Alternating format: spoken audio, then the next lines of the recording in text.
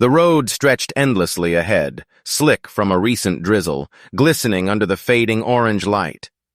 Ethan Cole tapped his fingers against the steering wheel, humming softly to the rhythm of the music. 32 today. He'd promised himself a quiet escape. No parties, no noise, just him and the still water of Raven Hollow. But Marcus had a way of changing plans. "Come on, man, it's your birthday," Marcus had said that morning, crashing through Ethan's apartment door with his usual grin and a six-pack of beer in hand. "You can't spend it alone like some hermit. I'm coming with." Ethan had hesitated. The truth was, he'd been looking forward to solitude. Work had drained him, and his relationship with Lila had grown tense. Something she'd called emotional distance. Still, Marcus's insistence was hard to fight. They'd been best friends since college. He owed him that much. Now, hours later, the two of them drove through the twisting back roads leading to Raven Hollow. The hum of the tires and low music from the speakers filled the gaps between their laughter. Empty beer bottles rattled in a cardboard box on the back seat. Marcus reached across the console, turning the volume up. "Remember this song?" he said, nodding to the beat. Ethan smiled faintly. "Yeah. You played it on repeat that summer you wrecked your dad's car." Marcus laughed, loud and careless. "Best summer of my life." His tone carried nostalgia. And something else, faint but sharp. Outside, the forest thickened. The light faded, and mist began to rise from the roadside ditches. The GPS announced they were 20 miles from Raven Hollow. Ethan glanced at Marcus. "You sure you're okay to drive later? You've had a few." "I'm fine," Marcus said, dismissive. "You always worry too much." That was true. Ethan did worry. About work deadlines, bills, even Marcus's drinking. But lately there had been something about his friend that unsettled him. Maybe it was the short temper, or how he'd started avoiding eye contact during conversations. They stopped at a small gas station just past midnight. The air was damp and cold. Marcus went inside to grab snacks, leaving Ethan leaning against the car, staring up at the fluorescent sign flickering above. A strange unease crept in, the kind that comes without reason. When Marcus returned, he tossed a bag of chips at Ethan and cracked open another beer. "You're quiet," he said. "Birthday blues?" Ethan forced a laugh. "Just tired." Marcus smirked. "You always say that when something's eating you." Ethan looked at him, the playful grin, the sharp eyes behind it. "You ever think we're getting too old for this kind of trip?" Marcus took a slow sip. "Too old to celebrate your own life?" "No, man. You're just too scared to live it." The words hung in the cold air. Ethan didn't respond. The two got back in the car, the silence heavier now. By the time they reached the edge of Raven Hollow, fog had swallowed the road. The lake shimmered faintly beyond the trees, a pale ghost in the distance. They parked near the shoreline where moonlight rippled across dark water. Marcus stepped out first, stretching, his breath visible in the air. "Hell of a view," he said. "Bet it looks even better in daylight." Ethan stayed seated, staring at the lake. Something about it felt endless, too still, too quiet. "Come on," Marcus called, voice echoing faintly. "Let's grab one last drink for the night." Ethan hesitated, then joined him by the water's edge. They clinked bottles, the sound sharp against the silence. For a brief moment, it felt like old times. Two friends under the stars, laughter rising from the dark. But when Ethan turned away to check his phone, Marcus's smile faded. His eyes lingered on Ethan longer than they should have. The kind of look that hides a thought too dangerous to speak.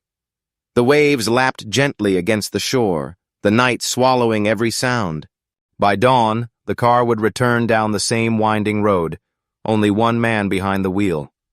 And the lake of Raven Hollow would keep its secret. The phone rang for the fourth time that morning, unanswered. Lila sat on the edge of her bed, staring at the screen as Ethan's name blinked back at her. It wasn't like him to vanish. Not on his birthday, not without a word. She tried again. Voicemail. His calm voice, recorded months ago, felt eerie now. "Hey, it's Ethan. Leave a message." By noon, panic replaced irritation. She called Marcus next. The line rang twice before he picked up, his voice groggy. "Lila, what's wrong?" "Where's Ethan?" she asked, her tone sharper than intended. There was a pause. "I thought he went home last night. We split near Raven Hollow. He said he wanted some air." Something in his voice didn't sound right. Too casual, too distant. "He hasn't come home, Marcus. He's not answering. I'm calling the police." Marcus didn't respond. Then softly, "Yeah, maybe you should." By evening, 2 patrol cars and a search unit combed the back roads near Raven Hollow. Rain had turned the dirt paths into mud, washing away tracks and time. The officer in charge, Detective Laura Briggs, took Lila's statement. Every detail of Ethan's plans, the route, the last message he'd sent. It had been a photo. The lake at night, a single caption, "Wish you were here." Hours later, dispatch called in a sighting. Ethan's silver sedan had been found near an abandoned rest stop just a few miles from the lake. Lila rode with the officers, heart pounding, hope and dread colliding inside her. The rest stop was empty, shrouded in fog.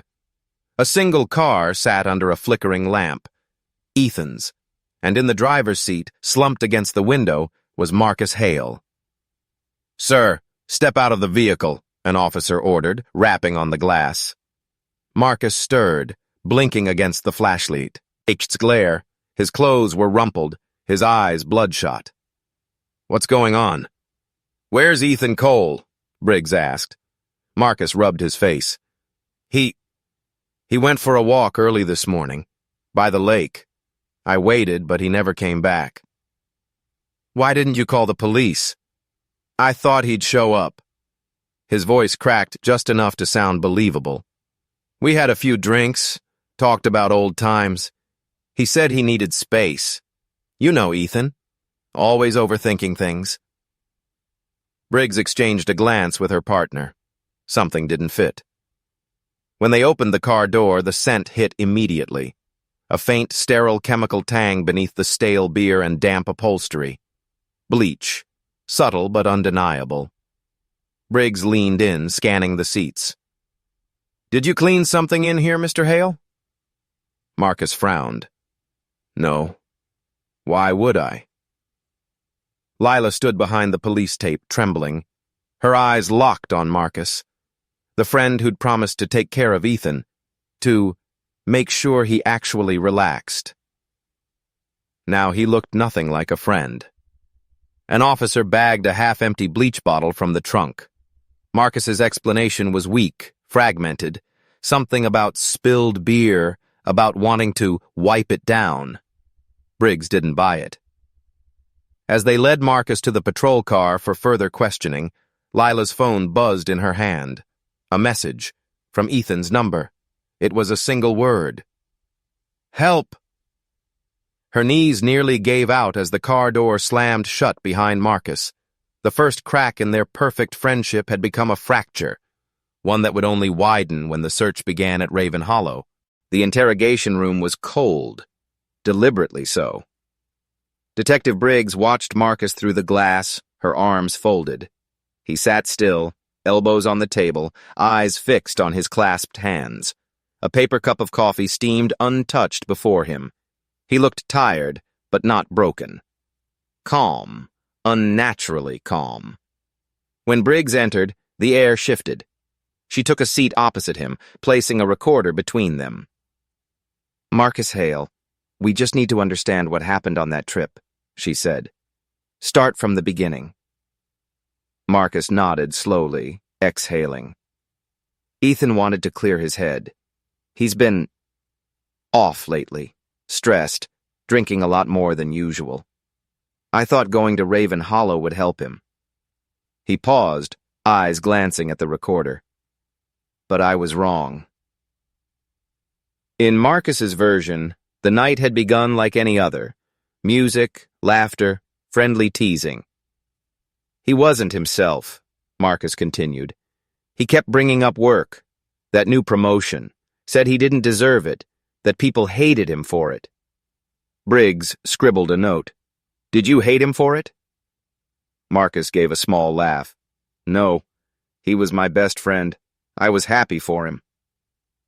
But his smile didn't reach his eyes. He spoke in careful sentences, each word polished before release. Ethan, he said, had been drunk and restless. Around midnight, they'd argued about something trivial. He wanted to drive to the lake, Marcus said. I told him it was too dark, too dangerous, but he wouldn't listen. Did he threaten you? Briggs asked. Marcus hesitated, then sighed. He shoved me, said I was trying to control him. I didn't shove back. I just walked away. Needed to cool off. Where did you go? I sat in the car. When I woke up, he was gone. The story was neat. Too neat. In the adjacent observation room, Lila watched through the glass. Her heart clenched with each sentence Marcus delivered. This wasn't the Marcus she knew. Not the loud, joking man who used to raid their fridge and call Ethan brother. Now he spoke like a stranger rehearsing a script. Briggs returned to her. He's smooth, the detective muttered. Knows exactly what to say. Lila swallowed hard. He's lying. What makes you so sure? Ethan didn't drink anymore, she said quietly. Not since his father died. He couldn't even stand the smell of whiskey. Briggs's pen froze. Back in the room, Marcus continued his narrative, weaving details that almost sounded real. He described Ethan stumbling toward the water, muttering something about starting over. The image was haunting and conveniently unprovable. Briggs leaned forward.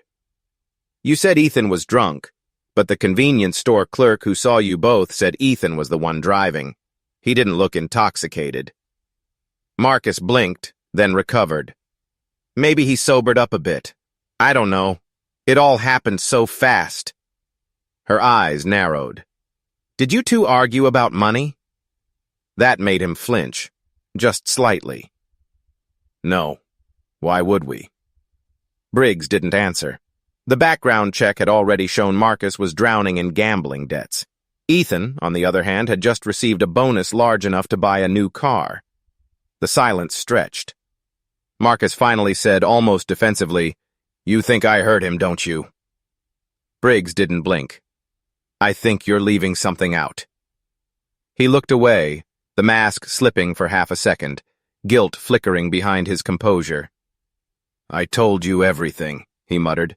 Believe what you want. When the questioning ended, Marcus asked, almost casually, Can I go now?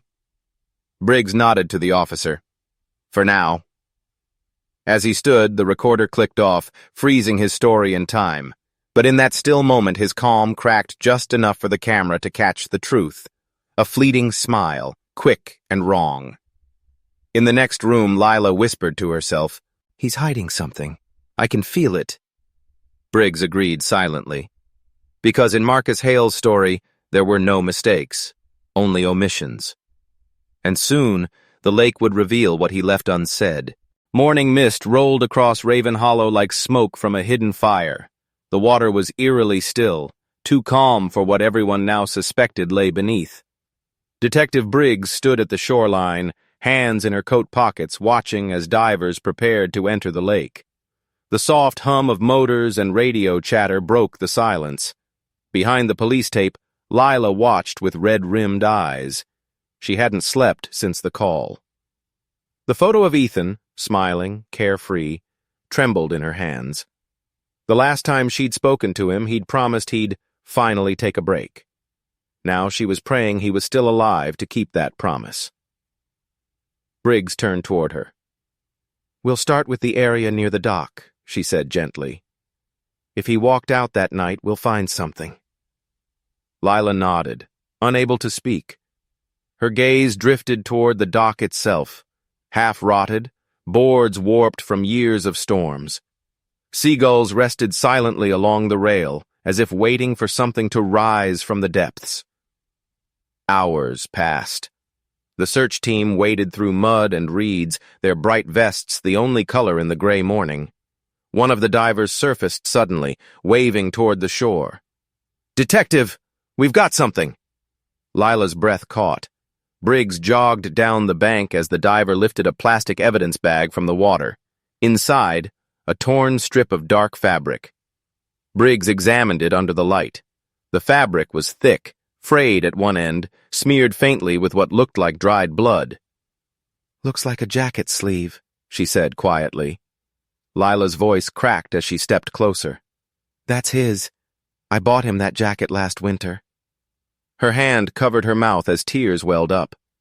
The detective glanced toward the lake, the calm water reflecting her own unease. "We'll send it to the lab for confirmation," she said, though the truth was already plain in Lila's eyes. Reporters began arriving by noon, their vans low, eyeing the narrow road. Cameras pointed toward the dock, microphones thrust toward anyone willing to speak. One local, an older fisherman with weathered hands, claimed he'd been out late that night. "Couldn't see much through the fog," he said, "but I heard shouting. 2 men, maybe 3. Then there was a splash, big one." "What time was that?" Briggs asked. "Round midnight, maybe later. Sounded bad, though, like someone fell, or was pushed." His words carried across the scene like a chill. By late afternoon, the divers found no body, only tire tracks near the edge of the water and a boot print half buried in the mud. Briggs stared at it for a long moment before muttering to herself, "He didn't just walk away." Lila stood beside her, shivering. "He's still out there," she whispered. "He has to be." Briggs didn't answer. Her eyes followed the ripples spreading from a drifting log, small circles that faded before reaching the dock. Somewhere beneath that glassy surface, truth was waiting, heavy and patient. As the sun sank, the team packed up for the night. Lila refused to leave. She knelt by the water's edge, clutching the piece of jacket, whispering Ethan's name into the wind. And though the lake gave no response, it seemed to listen, quietly guarding what it had taken. Tomorrow, Briggs vowed, they'd widen the search. Because the lake might not speak, but it always remembered. The rain hadn't stopped since the search at Raven Hollow. It drummed against the window of Lila's apartment, filling the silence Ethan once occupied. His toothbrush still sat by the sink. His jacket still hung on the back of the chair. Everything was frozen in time, except her trust. That, like the weather, had begun to erode. Marcus's story kept replaying in her mind. Ethan was drunk. He walked off. He didn't come back. It didn't fit. Not with who Ethan was. He never drank after his father's death. He never wandered off without saying where he was going. And Marcus, calm and collected under police questioning, had seemed almost relieved. Lila opened Ethan's laptop, hoping for answers. His email inbox was clean, too clean. She searched through the trash folder, and there they were, deleted messages from Marcus. "Don't bring it up tonight. He doesn't need to know what I owe. If this goes bad, I'll handle it my way." Her hands trembled. "What did you do, Marcus?" she whispered. Scrolling further, she found screenshots of betting transactions. Thousands of dollars lost to online gambling, all under the username Hailstone79. The account was linked to Marcus's email, but the payment trail led to Ethan's card. He'd been covering for him. A sick wave of realization hit her. Ethan had been trying to help, and Marcus had been taking advantage. The next afternoon, Lila drove across town to Marcus's apartment. His car, Ethan's car, sat in the driveway, rain pooling beneath it. She froze, staring at the familiar license plate, the muddy tires. How could he still drive it? Marcus opened the door after her second knock, dressed in sweatpants and a faded t-shirt, eyes shadowed with fatigue or guilt. "Lila," he said softly, stepping aside. "I didn't think you'd come." "I wasn't planning to," she replied, brushing past him. "But I have questions." He exhaled. "I think I heard him, don't you?" "I think you're lying about what happened." He rubbed the back of his neck, pacing. "You don't get it. Ethan wasn't who you thought he was. He had problems. Anger, money, trust. Stop," she snapped. "I know about your gambling, about the debt, about you using his account." Marcus froze. The color drained from his face, but he quickly forced a smile. "You don't understand. He offered to help me. He said I was family. You think I'd ever betray him?"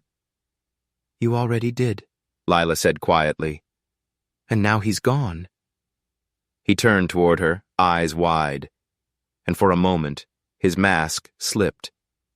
There was something dark behind that calm exterior, something rehearsed cracking under pressure. "You think I killed my best friend? I think you're pretending to be the victim." Marcus's jaw tightened. Then, as quickly as the anger came, it vanished. He softened his voice, stepping closer. "You're grieving, Lila. You need someone to blame. I get it. But I didn't hurt him. He hurt himself." Lila took a step back. "Don't twist this." His gaze lingered, calculating.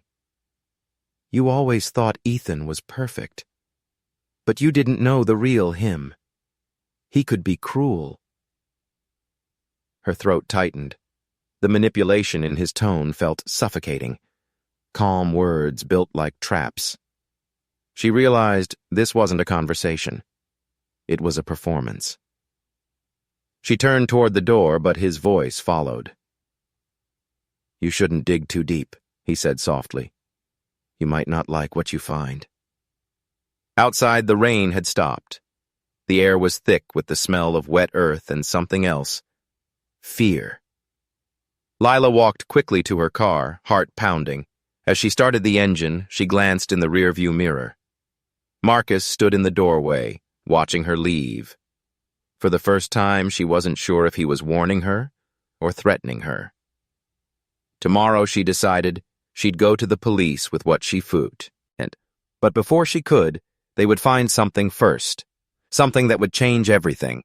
The morning after Lila's confrontation, Detective Briggs arrived at the precinct with dark circles under her eyes and a folder clutched tightly in her hand. Overnight, a call had come from a roadside cafe near the Raven Hollow turnoff. The owner claimed their security cameras might have caught something, footage from the night Ethan disappeared. By noon, Briggs and her partner were seated in the small back office of Millie's Diner, the smell of coffee and grease thick in the air. The owner, an elderly woman with sharp eyes, slid a USB drive across the counter. "You'll want to see the outside camera," she said. "They stopped here a little after 11. The screen flickered to life. Rain streaked the lens, blurring the world in gray. Ethan's silver sedan pulled into frame, headlights slicing through the mist. Two men stepped out. Ethan first, then Marcus. Ethan looked relaxed, smiling as Marcus tossed him a set of keys. They entered the cafe, disappearing from view. Inside, the next camera caught them ordering burgers, joking with the waitress. It could have been any two friends on a road trip. Laughter, familiarity, no sign of what was coming. Then, 20 minutes later, Ethan's phone buzzed. He glanced down, smile fading. The timestamp read 11:47 p.m. He typed quickly, then looked up at Marcus. His expression shifted. Confusion first, then anger. "What's that?" Briggs murmured, leaning closer to the monitor. The grainy footage showed Ethan sliding his phone across the table. Marcus leaned in to read the screen. Whatever he saw made his jaw tighten. He said something, short and sharp, then reached for his drink. Ethan's posture stiffened, hands clenched. Seconds later, Marcus stood abruptly. Ethan followed, pointing toward the parking lot. The conversation had turned heated, visible in their gestures, even without sound. Outside, the camera caught them again. Mark paced near the car, his hands moving in frustration. Ethan's movements were more restrained, almost pleading. Then Ethan reached for his phone again, and Marcus's hand shot out, grabbing his wrist. Briggs froze the frame. The tension in the image was unmistakable. "He's angry," she whispered. "That's not just an argument." Her partner nodded. What was the message about? They'd find out soon enough. Back at headquarters, the tech team recovered Ethan's phone records. The message he received that night came from an unknown number. A photo attachment of Marcus standing beside Claire, Ethan's ex-girlfriend. The timestamp was just minutes before they stopped at the diner. Jealousy, betrayal, and truth converged in that one image. Briggs called Lila into the office. "Does the name Claire Donovan mean anything to you?" Lila's eyes widened. "She was Ethan's ex. He broke up with her years ago. Why?" Briggs turned the monitor toward her, the paused frame of Marcus gripping Ethan's wrist outside the diner. "Because she's at the center of this. Someone sent Ethan that photo before he disappeared, and Marcus knew she was in it." Lila stared at the image, her chest tightening. So that's what the fight was about. "It fits with the timeline," Briggs said. "They left the diner around midnight. By 1 a.m., Marcus's car was spotted near the lake." Lila's voice dropped to a whisper. "And Ethan never came back." Briggs replayed the final seconds of the footage again and again. After the confrontation, Ethan got into the passenger seat, slamming the door. Marcus circled to the driver's side, pausing for a long moment before getting in. His face turned toward the camera, expression unreadable. Then the car rolled out of frame. The timestamp at the bottom of the screen read 12:02 a.m. It was the last verified image of Ethan Cole alive. Later that night, Iggs sat in her car outside the station. The image burned into her mind. Two men, friendship cracking under the weight of secrets. She knew there was more to this story than jealousy. The bleach, the debts, the half-truths, they were all fragments of something darker. When she looked up, rain began to fall again, tapping against the windshield like quiet reminders. Her phone buzzed with a new message from forensics. "Found trace blood in Marcus Hale's trunk. Matches Ethan's DNA." Briggs exhaled, the truth forming slowly like a storm on the horizon. The video had shown the last moments of Ethan's life. The evidence would now begin to tell the rest. The news hit Lila like a slap. Claire Donovan, Ethan's ex. The woman in the photo that ruined his final night was alive, local, and had been seeing Marcus for months. Detective Briggs broke the revelation with clinical calm, sliding a printout of phone records across the desk. Calls, texts, restaurant bills. Marcus and Claire were involved long before the trip to Raven Hollow. Lila's throat tightened.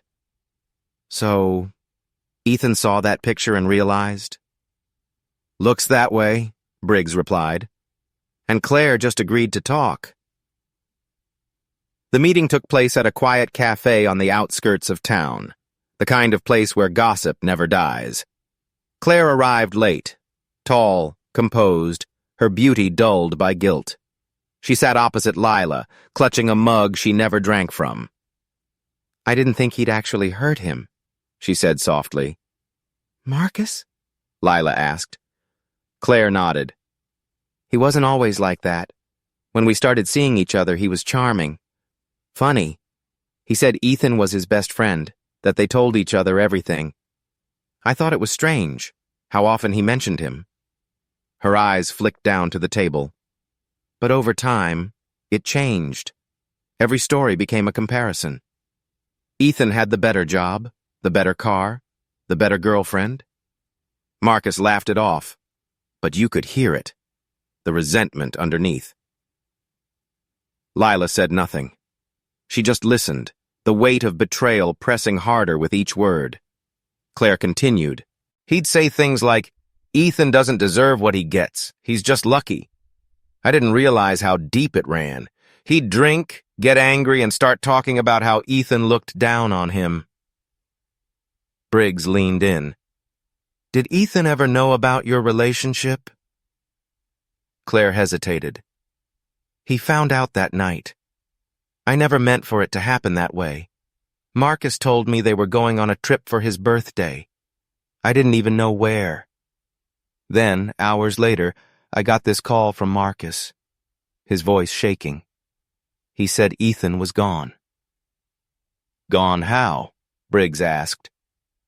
He just said, he left. He couldn't handle the truth. Then he hung up. Lila's stomach turned. You didn't go to the police? I wanted to, Claire whispered. But Marcus showed up at my apartment 2 days later. He looked awful. Said if anyone asked, I hadn't seen him in weeks. He kept saying, you don't understand, it wasn't supposed to go that way. Briggs exchanged a glance with her partner. Go which way? Claire shook her head, tears forming. He didn't say. But I think Ethan confronted him about me. About the photo. Marcus said something snapped. Outside the cafe, Lila stood in the cold, trying to breathe. The puzzle pieces were falling into place, each one darker than the last. Ethan had gone to the lake with his best friend. His best friend had stolen his ex. His ex had been used like a pawn. And somewhere between betrayal and rage, Ethan disappeared. Briggs stepped beside her. Claire's story gives Marcus motive. Envy, deception, emotional collapse. It's all there. But it's not proof, Lila said quietly. Not yet. Briggs nodded. No, but it's enough to dig deeper. As they walked back to the car, Lila glanced over the lake in the distance, still, endless, hiding what it knew. For a moment, she imagined Ethan standing there, phone in hand, realizing just how deep Marcus's betrayal went. She whispered, said to herself, he trusted the wrong person. Briggs started the engine, the sound breaking the silence. And we're about to prove it. As they drove away, the camera of the mind returned to Claire, alone at the cafe table, staring into her untouched coffee. She whispered Marcus's words again, like a confession she wished she'd never heard. It wasn't supposed to go that way. The truth was closing in, and Marcus Hale was running out of places to hide. The discovery came by accident. A teenage hiker, camera slung around his neck, was cutting through the dense woods near Raven Hollow when something glinted beneath the fallen leaves. It was a phone, caked with dirt, its screen spiderwebbed with cracks. The boy almost left it, until he noticed the faint engraving on the case, EC. By evening, the phone was in police custody. Detective Briggs stood over the evidence table as a technician connected it to a power source. The screen flickered, once, twice, then came to life. Despite water damage, one video file remained intact. Time-stamped the night Ethan vanished, the text said. Looks like it was recorded around midnight. Lila and Briggs exchanged a look. The room fell silent as the video began to play. The footage was shaky, illuminated only by the car's headlights cutting through trees. Ethan's voice came first, panicked, angry. You think I wouldn't find out? You lied to me, Marcus! The camera turned wildly. Marcus appeared in the frame for a moment, his face half lit, jaw clenched. Calm down, Ethan. You're drunk. You're gonna get yourself hurt. Drunk? Ethan's voice trembled, fury and heartbreak tangled together. You took everything from me. My job lead, my trust, and her. Marcus stepped closer, his tone colder now. You don't understand. Don't! Ethan shouted, the phone shaking violently. You're not my friend anymore! Then a sharp sound, a scuffle, something falling. The image twisted, showing blurred movement and branches before the feed cut to static. The room was silent. Only the hum of the equipment filled the air. Lila covered her mouth, tears spilling silently. That's the last thing he ever said, she whispered. Briggs exhaled slowly. Get a team out to that area. Now. Hours later, police tape surrounded the section of woods shown in the video. The same headlights, now from patrol cars, illuminated the ground. It didn't take long before one of the officers called out, Detective! Over here! Briggs crouched beside the patch of disturbed soil. There were drag marks, faint, but visible. The earth was torn in a winding path that led toward a shallow drop-off near the creek. Looks like something heavy was pulled through, the officer said quietly. Lila, standing behind the tape, could barely breathe. The image of Ethan's last words replayed in her mind again and again. Briggs's flashlight traced the ground. We're close, she murmured. Back at the station, Marcus sat in the interrogation room, posture stiff, eyes red. Briggs entered holding the evidence bag containing the phone. She placed it gently on the table between them. You want to explain this? Marcus's eyes flicked toward it, then away. That's not what it looks like. It looks like your best friend accusing you of betrayal right before disappearing, Briggs said. You were there. You argued. You were the last person to see him alive. Marcus swallowed hard. He attacked me. I was trying to calm him down. He tripped, hit his head. His voice trembled slightly. I panicked. Panicked enough to drag his body into the woods? Briggs pressed. He didn't answer. His composure, the steady, confident mask he'd worn for days, began to crack. Sweat glistened on his temples. Finally, he muttered, You don't know what it's like being second to someone your whole life. Briggs leaned in. No, but I know guilt when I see it. Outside, the interrogation room, Lila watched through the glass. Her reflection overlapped Marcus's shaking silhouette. The phone, Ethan's voice, had torn through every lie he'd told. Technology had done what words couldn't. It brought Ethan back, if only for a few seconds. Briggs turned to her and said quietly, We'll find him, Lila, one way or another. And as Marcus buried his face in his hands, the camera in the corner kept rolling, capturing a man who finally realized that ghosts don't stay silent forever. Marcus Hale sat beneath the harsh fluorescent light, eyes bloodshot, hands trembling against the cold steel table. The hum of the camera recording his every breath filled the silence. Detective Briggs entered, calm but unyielding, setting a folder down before him. Thick, heavy, damning. You said Ethan came at you first, she began, flipping the file open. You said you acted in self-defense. Marcus nodded quickly, voice cracking. He was drunk, yelling. He grabbed me. I pushed him off. He fell, hit the ground. I panicked. Briggs slid a photo across the table. This is where we found drag marks in the woods. If he just fell, Marcus, why drag him? His eyes darted toward the image, then away. I didn't want anyone to find him like that. I was scared. Scared enough to clean the car with bleach? She asked quietly. Marcus froze. The silence that followed said more than words could. He started again, voice lower now. It wasn't supposed to happen. We were arguing about the money. I'd borrowed some from him. He found out I hadn't paid back the others. He called me a liar. Said he was done with me. His voice broke. I lost control for a second, just 1 second. Briggs leaned back, studying him. Funny. You said it was self-defense a minute ago. Now it's an accident. Marcus's jaw tightened. It's both, he muttered. Doesn't work that way, Briggs replied. She pulled out another photo, Ethan's torn jacket recovered from the lake. You said he hit the ground near the car, but this was found by the dock. How'd it get there?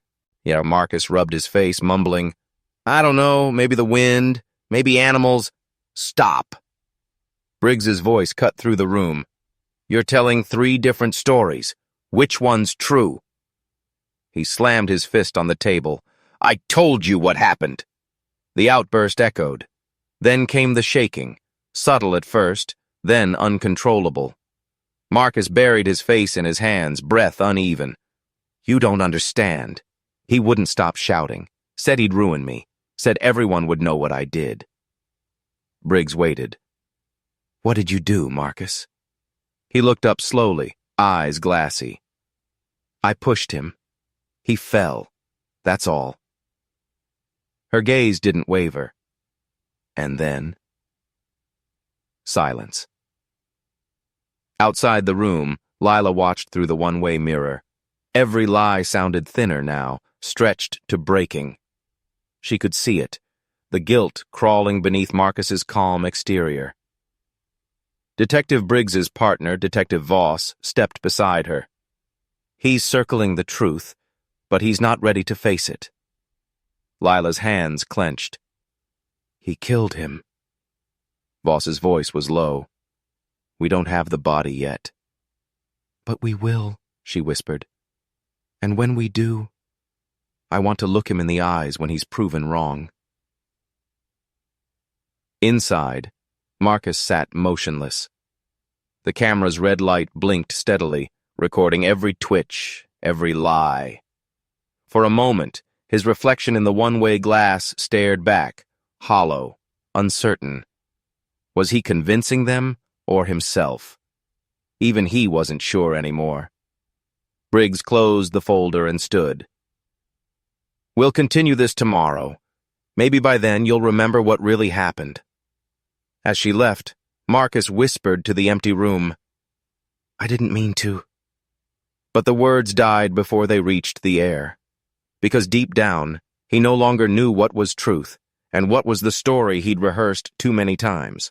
The breakthrough came not from the detectives, but from the forest itself. 2 days after Marcus's faltering confession, a park ranger named Ellis reported something unusual. While checking old logging trails north of Raven Hollow, he stumbled upon a cabin, half-collapsed, wrapped in vines, the kind of place forgotten by maps. What caught his attention wasn't the building, but the smell. Faint, metallic, wrong. By dusk, police units surrounded the clearing, flashlights cutting through the overgrowth.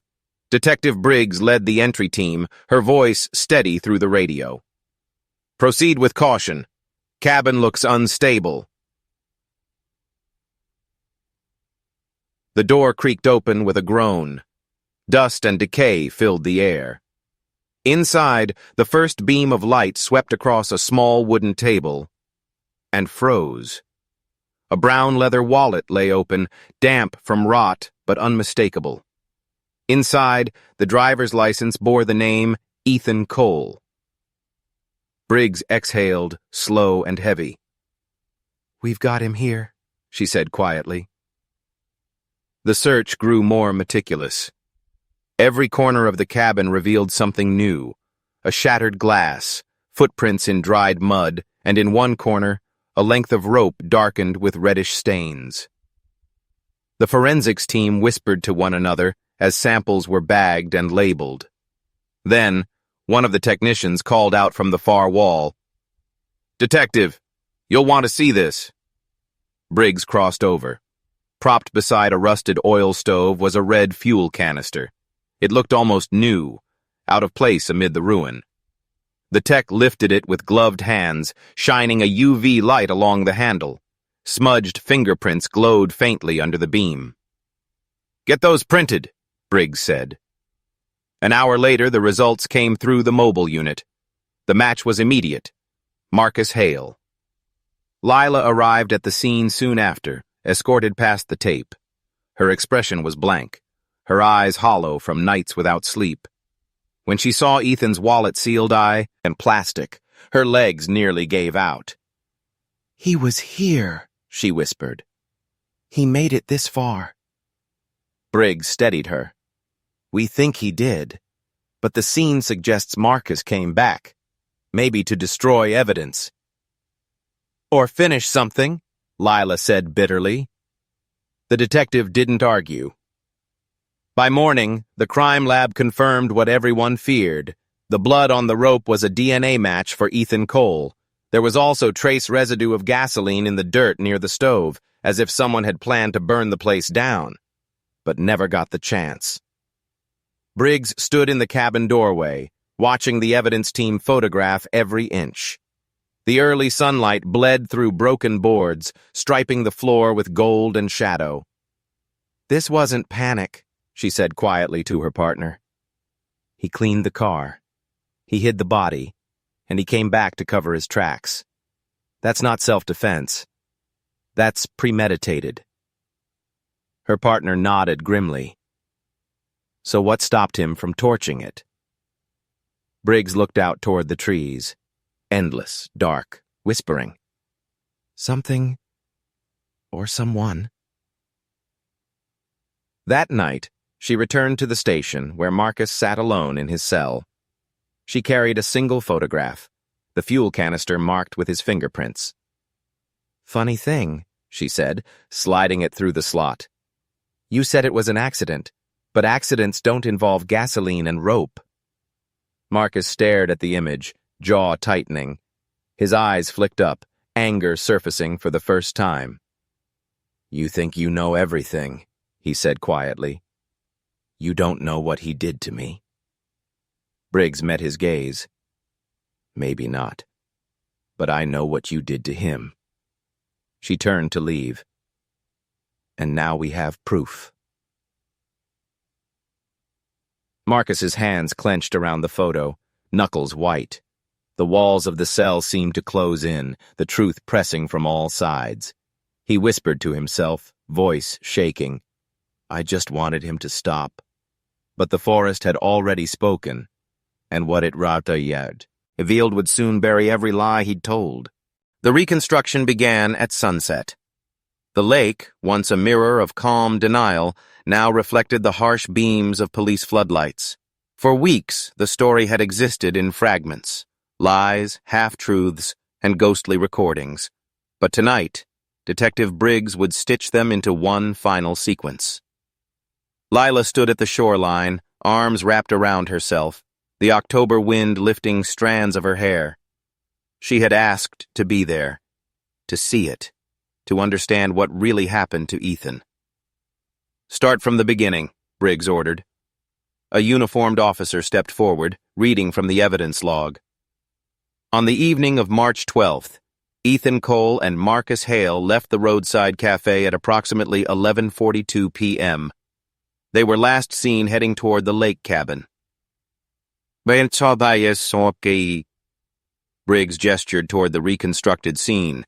2 cars parked under the trees, markers outlining footprints, drag trails, and the charred remains of a fuel canister. "The phone footage puts them arguing right here," Briggs said, pointing toward the dirt path. Ethan finds out about Claire. Marcus tries to calm him. It escalates. Another officer added quietly, "Impact patterns on the rock near the creek suggest a fall, not accidental. The force was downward, deliberate." Lila closed her eyes. She could almost see it. Ethan's voice rising, Marcus's hand trembling, anger giving way to something darker, the sound of betrayal, of finality. Briggs continued. After the blow, Marcus panicked. He dragged Ethan toward the cabin, thinking he could hide the body, the rope, the fuel. He planned to destroy everything, but he couldn't go through with it. Her words hung heavy in the air. Lila spoke softly. He left him there, like he never mattered. Briggs looked at her, her expression gentler now. He mattered. That's why we're here.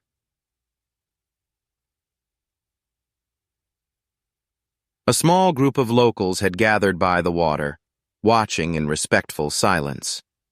Among them was the park ranger who'd found the cabin, the divers who'd searched the lake, and the forensic team that had pieced together the impossible.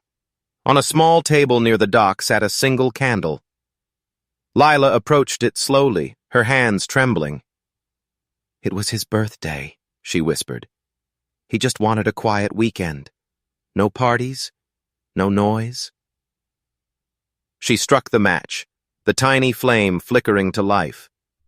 It glowed soft against the dark, fragile, trembling, stubbornly alive. Briggs stepped closer. This isn't justice, she said quietly, but it's the truth, and sometimes that's all that's left. Lila nodded, tears glistening. He always said birthdays were about new beginnings, but this one never ended. The detectives stood in silence as the wind moved across the water. The candlelight danced on the ripples, reflecting gold and red like the memory of fire. Somewhere out there, beneath the pines, near the hidden cabin, Ethan's final breath lingered in the soil, in the trees, in every unanswered question. Marcus Hale's arrest would make the headlines by morning. Premeditated murder, concealment of a body, destruction of evidence. But in this moment, none of that mattered to Lila. All she could think of was how Ethan had laughed the night before, careless, free, with no idea that his best friend had already written his ending. She whispered into the wind, voice breaking, "Happy birthday, Ethan." The candle's flame shivered, once, twice, then steadied, as if answering. Briggs placed a gentle hand on her shoulder. You should go home. There's nothing more to see. But Lila didn't move. She watched until the light blurred through her tears. The reflection of that single flame stretched across the dark lake. Fragile proof that even in death, Ethan's truth still burned. As the detectives packed up, the camera lingered on the candle, flickering alone in the wind. Birthday that never ended, a love that never got to heal, and a truth that refused to drown. The courtroom smelled faintly of old paper and regret. Rain streaked the tall windows as Marcus Hale stood before the judge, his face pale, shoulders slumped beneath the weight of what the jury had decided. Life in prison, the judge said, voice steady, final, with no possibility of parole. The words echoed across the silent room. Lila sat in the front row, hands clasped tightly in her lap. She didn't cry. Not this time. There were no tears left, only an emptiness that pulsed with memory. Marcus turned once before the deputies led him away. His eyes found hers across the distance. There was no plea, no apology, only confusion, the hollow disbelief of a man who'd built his own ruin and still didn't understand how. Months passed. The trial faded from the news, the headlines replaced by newer tragedies. But for those who'd lived through it, time didn't move forward. It circled, always back to that lake, that cabin, that night. Marcus adjusted to prison life in silence. He spoke little, ate less. His cell was bare except for a single photo taped to the wall. Ethan, smiling, holding a fishing rod from a trip years ago. The edges had curled from dampness, but Marcus kept it there, straightening it each morning like a ritual. Some nights the guards heard him talking, low, steady, like he was speaking to someone unseen. "I didn't mean to, you know," he'd whisper. "You pushed first. I just wanted to make you listen." Other times his voice softened. Remember the lake house? The beer, the music? You were always laughing. I miss that. The guards stopped listening after a while. To them, Marcus Hale was just another inmate haunted by guilt. But to himself, he wasn't guilty. Just unlucky, misunderstood, trapped in a story he still swore wasn't his fault. Lila's voice returned in narration, calm and aching. They said justice was served, she said softly. The system worked. But justice isn't balanced, it's survival. One man's gone and the other's still breathing. That's not closure. That's just what's left. She visited the lake once a month, placing a fresh candle near the water's edge. The detectives had long moved on to other cases, but the spot remained sacred, quiet, eternal, and heavy with what had happened there. She knelt by the water, watching her reflection ripple beside the flame. I used to think love could fix anything, she whispered. But love is what blinded Ethan. He trusted Marcus because friendship was supposed to be safe. He never saw the envy underneath. Her voice trembled, then steadied. We always imagine monsters look different from us, but sometimes they share our birthdays, our jokes, our memories. The wind carried her words across the water, faint but unbroken. Back in his cell, Marcus stared at Ethan's picture. I still talk to you, he murmured. They think I'm crazy, but you'd understand. You always listened. He smiled, a small, ghostly thing, then looked toward the window where the faintest beam of light crept through the bars. Happy birthday, Ethan, he said quietly. It never really ended, did it? The sound of the cell door locking echoed like punctuation, the final sentence of a story too heavy to rewrite. Lila's closing narration lingered as the camera panned over the lake once more, the same candle burning, the same reflection trembling against the dark water. Forgiveness isn't forgetting, she said. It's learning to live with what you'll never understand. The flame flickered once, then went out, leaving only the ripple of wind and the echo of two friends, one gone, one imprisoned, bound forever by the night that turned loyalty into death. The story doesn't end with vengeance, it ends with remembrance, because some birthdays never stop counting,